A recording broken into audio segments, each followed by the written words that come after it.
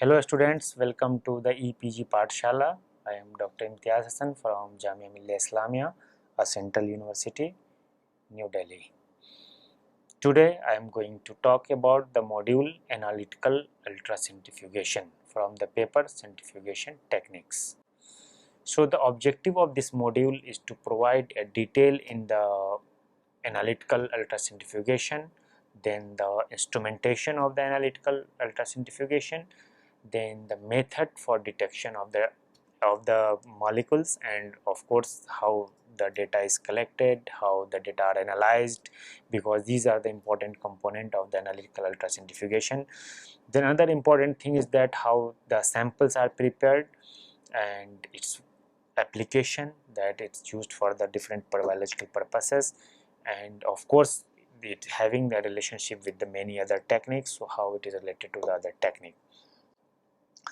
So the analytical ultracentrifuge is the leading technique for determining the molecular mass, state of dissociation of the solution in the solution, and association constant of the molecules.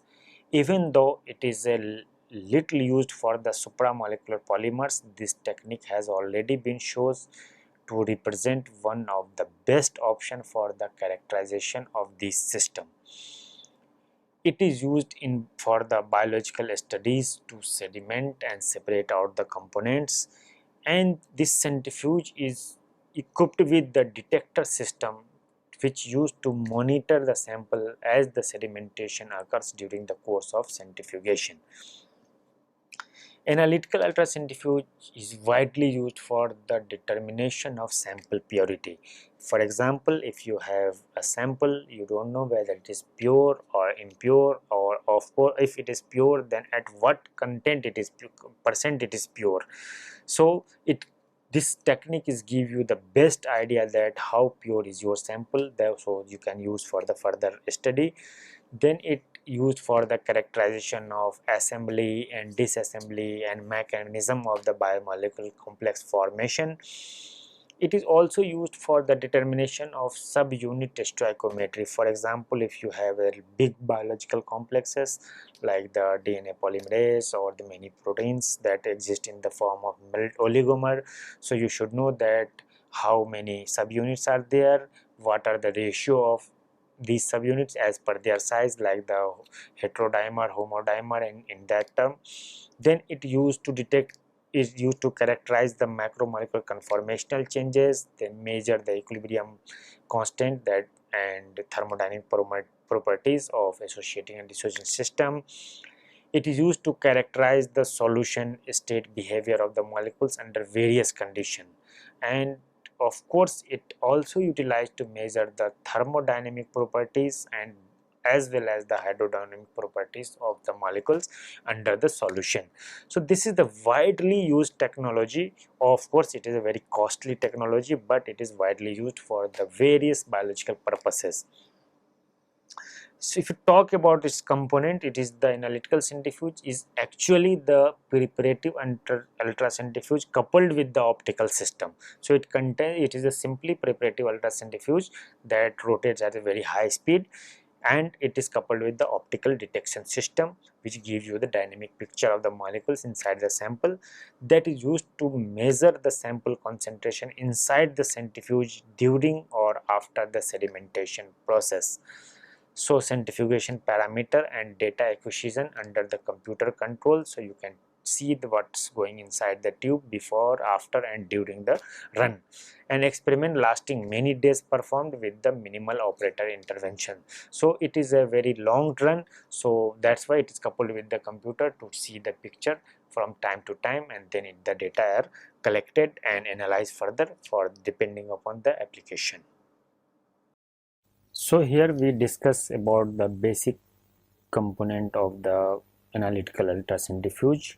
You can see here that the analytical ultracentrifuge having a chamber in which the rotors are fixed, and it also equipped with the optical detector system which can provide the actual picture.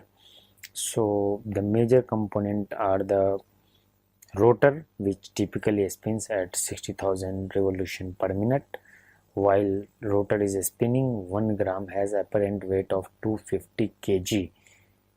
And during the rotation, an optical receptor record data from the slide each time it passes. And there is a set of counterweight to keep and ensure the centrifuge is never off balance. So first we discuss about the rotor, that the rotor of an analytical ultracentrifuge must be capable of withstanding enormous gravitational stresses.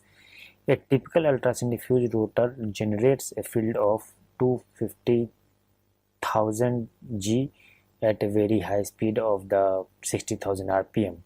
Under such condition, mass of 1 gram of sample becomes 250 kg. So a rotor must be capable to allow the passage of light through it and the spinning of sample for temperature measurements. The rotor is equipped with 4 holes, which is required for the counterbalance with its reference holes, which provides the calibration of radial distance, leaving 3 positions available for the cells. So this is the schematic diagram of the analytical ultracentrifuge. You can see here a chamber in which the motor is fixed, and at this motor rotor are applied, and this chamber is very sealed, and but it is having the temperature control system, and usually the ultracentrifuge run at a very low temperature so to avoid the heating. And further, this chamber is in the vacuum because at the very high speed the frictional force becomes so high, so the chances of getting fire are very high. That's why the vacuum pumps are connected to this chamber.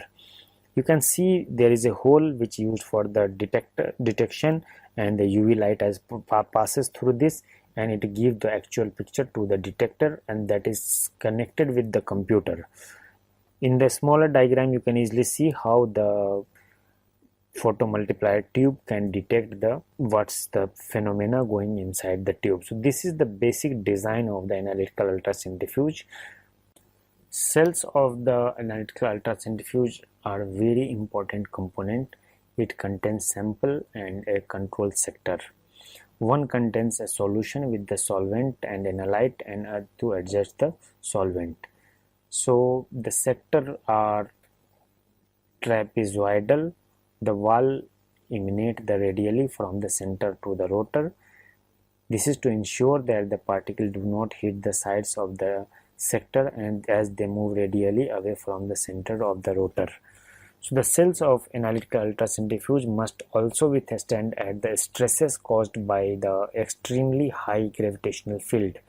It is also necessary that the cells must not leak or distort and allow the passage of light through the sample for the measurement of concentration distribution.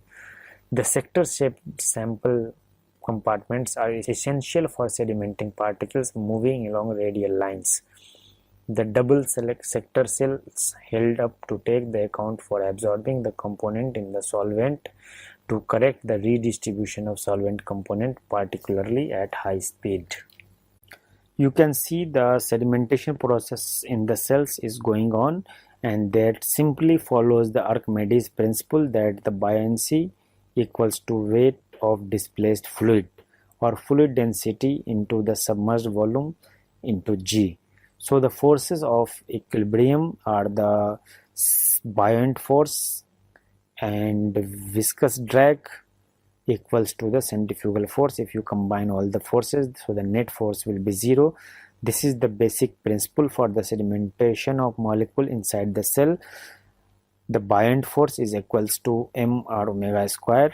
Viscous drag is equals to frictional coefficient into the V, and the centrifugal force equals to mr omega square. So the final force, if you combine all these forces, the final net force on a molecule should be 0, and that is the basic principle for the sedimentation of particles inside the centrifugation process. Here we discuss how the solutes are distributed in the cell during the centrifugation process.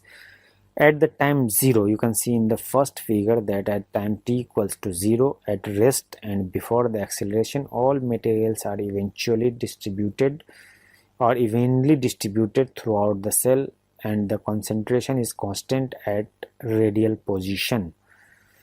But at particular time like t0 plus n, high speed of rotor. In a sedimentation velocity experiment performed at high rotor speed, the sample will clear in the area around the meniscus and pile up at the bottom of the cell. A moving boundary is formed whose shape is depending upon the concentration, sedimentation and diffusion of the solute. Now we discuss about the optical system that is used for the detection of molecule. So it is based on the absorbance optical system, which measures the sample concentration at a wavelength ranges from 200 to 800 nanometer, and detection of macromolecules containing a strong chromophore. So it can absorb in the visible region, and even the non-chromophore containing molecules can be detected at their particular lambda max value. That is based on the Rayleigh interference optical system, that is for the measurement. So there are two systems actually, one is the absorbance optical system, one is the Rayleigh interference optical system used for the measurement of sample concentration based on the refractive index changes. The refractive index changes used for the analysis of macromolecules lacking intense chromophore and a sample that contain a strongly absorbing buffer component like ATP, GTP, DTT, etc. So now we discuss the Schleiden optical system. So in the Schleiden optical system, light is passed through the cell at a specific point. The concentration at that point is changing due to the sedimentation. This result is varying degree of refraction, and this change in radial distance is measured by the displacement of an image on camera, which is then plotted versus time. You can see here in the picture A and picture B. So at initial stage it is having only one peak, but once the centrifugation process starts, it starts moving, and the appearance of the another peak indicating the separation of molecules during the course of time. In the Rayleigh optical system, light is passed through the solvent and sample, and the diffraction pattern created and it is recorded. In order to analyze the data, it is plotted as a refractive index versus the radius of the cell. You expect to see a greater refractive index at far end of the cell due to the sedimentation, you can see here in the graph, and good for the micromolecules that do not absorb in the UV range. So the Schleiden optical system having their own advantage and the Rayleigh optical system having their own advantage. Now you can see the absorption optical system, how it works. It is actually measuring the absorbance versus radius in the cell. The higher the concentration, the stronger the absorbance, and usually nucleic acid absorb at 260 nanometer and protein absorb at 280 nanometer. So it is good for the macromolecules that absorb in the UV range. And you can see here the radius versus absorption is increases with the time, indicating that the separation of molecules occurs. So the equation for change in concentration over time is given expressed by the Lamb equation that is used to predict the boundary shape and shape that will look like. The given Lamb equation, you can see here that the delta C by delta T equals to 1 by R d by dr, and omega square R square is C minus dr delta C by dr. So this Lamb equation is utilized for the change of concentration over change in the time. Sedimentation constant is another parameter which is measured or which is applied during the analytical ultracentrifugation process. As you are aware that there are two types of forces acting on the particle during the centrifugation. One is the buoyant forces, which is given as m omega square r, where m is the weight of the fluid displaced by the particle. Then the other force is the frictional force, it is given as Fv, so that the net force on the particle is 0, is given as the F net is given as the m omega square r plus Fu. So the sedimentation constant, the net force on the particle is equal to the mass time the acceleration, which is the case the acceleration of the angular velocity squared time of the radius. Here I'll give you an example that if you have a heterogeneous solution, how to analyze using the ultracentrifuge. So what happens if the solution has multiple macromolecules in it? If the solution is spun slowly, then the smallest molecule will not sediment out quickly and will not produce any useful gradient. If the solution is spun very fast, the largest molecule sediment out too fast and not be able to observed. To account for this, the speed is ratcheted up, and after a set of time, in order to able to observe the peak of each macromolecule and type of the solution. So you should simply think that if a tube containing a mixture solution, so during the course of time, each component will settle at the different speed, or you can see at the different time. So their settling time can be observed in terms of peak via the detection system, and it will give you an exact idea that what are the molecular mass of the each molecule at the different interval of the time. So as we derive this equation further, we can see that this depends upon the partial specific volume and many other parameters. If we combine all the equation together, then the net force equation is given as m omega square r minus mv naught p rho omega square r equals to m omega square r 1 minus v rho naught. We then place all the variables that are experimentally known on the left side of the equation, and we define as that sedimentation coefficient. So the sedimentation coefficient is given as u by omega s square r, and the sedimentation coefficient is in second and usually around 10 to the power minus 13. So 1s equals to 10 to the power minus 13, and that is also known as 1 Severberg unit. Now we discuss about the data analysis, that the velocity of the concentration boundary is the change in the radial distance over the change in the time, and this velocity is related to the sedimentation constant from our previous definition, that u equals to t rb by dt equals to s omega square r.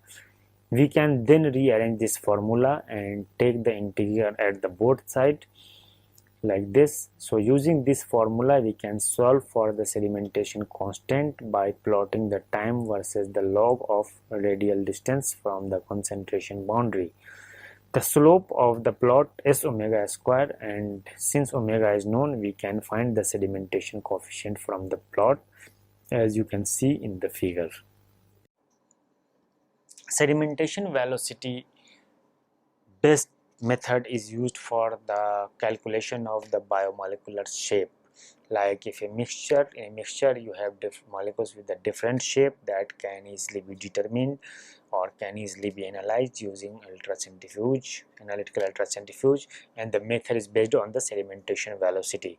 Similarly, the biomolecular conformational changes, for example, if you take a protein and you want to see that it is denaturing during the course of time or denaturing during the addition of certain salt or anything, so you can take a dynamic picture that how the molecules got denatured, because during the denaturation the conformational changes occur and the size got changes. Similarly, if you take an enzyme, it binds to the substrate, then you can find that the binding of substrate induces some conformational changes that can easily be monitored by the sedimentation velocity.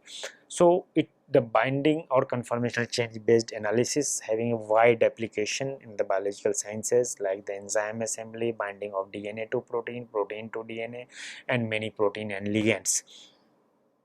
Then it can be utilized for the assembly and disassembly of biological macromolecular complexes. For example, complex is formed in a certain condition, then you can easily analyze that what are the conditions capable to forming such kind of complex, then how big is complex, what are the component of complex, what are the monomers, what are the dimers, what are the basic component of the monomers of that complex can be analyzed. In the same way, if you see that how these monomers assemble together to form a big complexes, what are the stoichiometry, what are the ratio of the molecule that could bind together to form a complex. Then it also give you the idea about the equilibrium constant for self-associating and dissociating system. So these are the very wide application and most useful application on the biological science. The other part is the sedimentation equilibrium, so sedimentation velocity, and the next is the sedimentation equilibrium. So in the sedimentation equilibrium, it also used for the measurement of molecular mass and subunit stoichiometry. It is useful for the measurement of equilibrium constant for hetero-associating system, like the how the two system are capable to associate together, what are the binding constant, what are the equilibrium constant, in what condition these equilibrium is changing, and in this equilibrium is shifted towards aggregation side towards the monomer side. For example, a protein is forming oligomers or it is forming aggregates in a certain condition, then what are the factors, how the formation, what are the kinetics of aggregate formation. In the same time, if you want to dissociate an aggregate, so you can also see the what are the kinetics of dissociation of that aggregate. So the equilibrium constant for the hetero associating systems can be measured using the sedimentation equilibrium. In the same time, the equilibrium constant for the association system is measured. So these are the very wide application of the analytical ultracentrifuge. Now we discuss about the standardization method for the sedimentation coefficient, that the S20W. It is given as the equation you can see here, and for the biological macromolecules, the sedimentation constant are usually taken in solution of varying density and viscosity. So the sedimentation constant is adjusted to the standard 20 degrees Celsius in water, and that's why the S20W is taken for consideration, or the standardized sedimentation coefficient for the calculation of the biophysical properties of the molecules. You can see here a typical example of the calculation of sedimentation coefficient, in which the radius is plotted versus the absorbance, and you can see the sedimentation coefficient of a single ideal solute can be determined by measuring the time and position of the midpoint of the boundary using these equation. In the sedimentation velocity experiment, we again plot the radius in centimeter versus the absorbance, and you can see here at initial the meniscus of the solvent, and in the middle part sedimentation occurs. So we usually took the two cells, when one cell blank is there and in other cell the protein solution is there, in which at the top you can see the meniscus, at the lowest part protein, in between boundary and depletion you can see that is against the gravity. So that is utilized for the calculation of the sedimentation velocity experiment for the measurement of S units.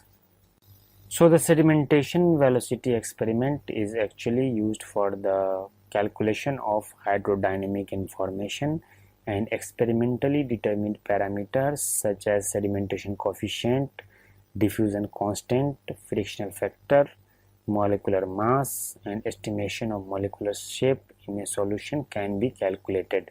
For these, high rotor speed are utilized and the sedimentation dominates over the diffusion. So these are the parameters can be measured using the sedimentation value experiments using analytical ultracentrifugation techniques. Sedimentation equilibrium experiments are used for the measurement of thermodynamic properties of biological molecules, and it actually determines the parameters such as molecular mass, solution assembly state like the monomer, dimer or oligomer formation. It is used for the measurement of thermodynamic properties such as equilibrium constant, calculation for free energy of the dissociation reaction, and in the same time association also, and utilized for the calculation of thermodynamic parameters. So this technique is based on the mainly on the thermodynamic properties of the molecule, as the sedimentation velocity experiment for the hydrodynamic properties of the molecule. So we discuss about the data analysis in the sedimentation equilibrium. So the graphical data analysis method is actually plot of log concentration versus the R square, and we get the straight line with the slope that is proportional to the m. So it is given by this equation, you can see here in the equation, and it is alternative for more complex system, direct fitting of the sedimentation equilibrium and concentration gradient to the mathematical function used for the calculation of molecular mass. Now we can see the effect of diffusional boundary spreading on the calculation of sedimentation coefficient. The S value of the non-midpoint boundary position from different scans are different because diffusion contributes to the transport of those boundary regions. That's why you can see here in the scan number and versus S value at the above midpoint, at midpoint and below midpoint, there are chances of diffusion, so you can get the different kind of curve. So these are the properties, like the diffusion boundary spreading can be considered for the calculation of sedimentation coefficient, and that sedimentation coefficient is utilized for the calculation of molecular mass of a biological molecules. At last, we summarize that in analytical ultracentrifugation, analytes are separated on the basis of their sedimentation coefficient when they experience a centrifugal force. So this force actually made a molecule to get settled at the different time, and it is usually carried out at a very high speed, less than 60,000 rpm, that is, or even at the more than 1 lakh rpm, depending on what kind of mixture you want to analyze. Then analytical ultracentrifuge can assess complex of size, degree of self-association, as well as giving the measure of the monodispersity in vitro and in vivo system. Then sedimentation equilibrium is an equilibrium established between the sedimentation away from the center and rotation of the diffusion towards the center of the rotation. So this is the all about the analytical ultracentrifuge. I think now you are much aware with this thing. You already seen all detail of the how, what are the structure, what are the components, how it operates, everything. At last I must say thanks to all of you.